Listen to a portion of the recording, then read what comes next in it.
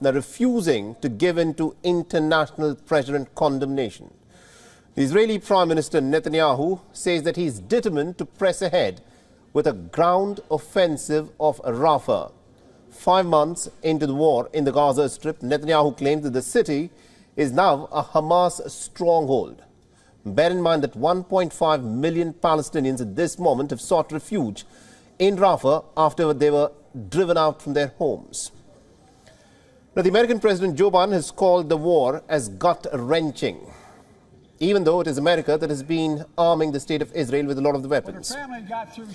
Biden has promised to provide more humanitarian aid to the Palestinians in the war-torn enclave. Although Biden has defended Israel's right to retaliate, the American president has further said that the U.S. military will build what he describes as some kind of a temporary port along Gaza's Mediterranean coast to receive humanitarian assistance by the sea. The United States has been leading international efforts to get more humanitarian assistance to Gaza. Tonight, I'm directing the U.S. military to lead an emergency mission to establish a temporary pier in the Mediterranean on the coast of Gaza that can receive large shipments carrying food, water, medicine, and temporary shelters. No U.S. boots will be on the ground. A temporary pier will enable a massive increase in the amount of humanitarian assistance getting into Gaza every day.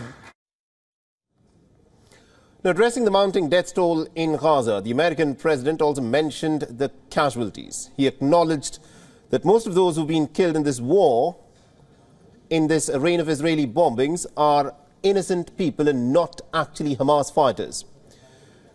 Now, the American president also has called on the state of Israel to do more to protect the Palestinian civilians, while he's also reiterated a two-state solution. Also has a fundamental responsibility, though, to protect innocent civilians in Gaza. Has taken a greater toll on innocent civilians than all previous wars in Gaza combined. More than 30,000 Palestinians have been killed, most of whom are not Hamas. The European Commission President Ursula von der Leyen has said that she's expecting a maritime aid corridor to start operating between Cyprus and Gaza this weekend, and it would bring the desperately needed aid to the besieged Palestinians. The United Nations Human Rights Chief Volker Turk also noted that the Israeli settlements in occupied Palestinian territories have expanded by a record number. He's cautioned that these settlements actually risk eliminating any practical possibility of a Palestinian state because Israel is encroaching on the land. On the ground, the Israeli forces have also released visuals showing what it said was a targeted raid by soldiers from the Shayatet 13 and Maglan Unit Special Forces in Hamad. Now, the Palestinians were inspecting the damage, looking through the rubble and also burying their loved ones in Rafah. The Gaza's health ministry has said that this was, of course, caused by an Israeli airstrike that has now killed 5 Palestinians.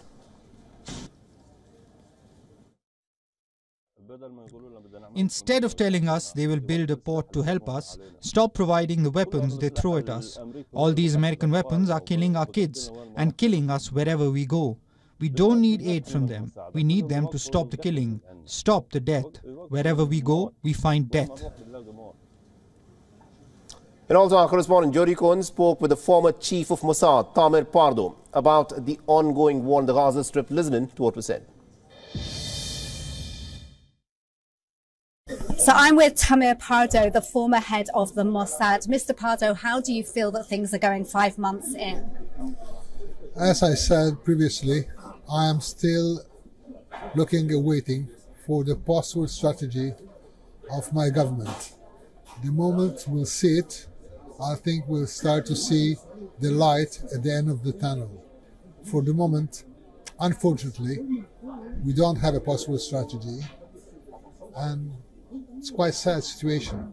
So do you feel the war will continue until that post-war strategy is sort of decided? Unfortunately, no doubt. Thank you for speaking with WION. Thank you. WION is now available in your country. Download the app now and get all the news on the move.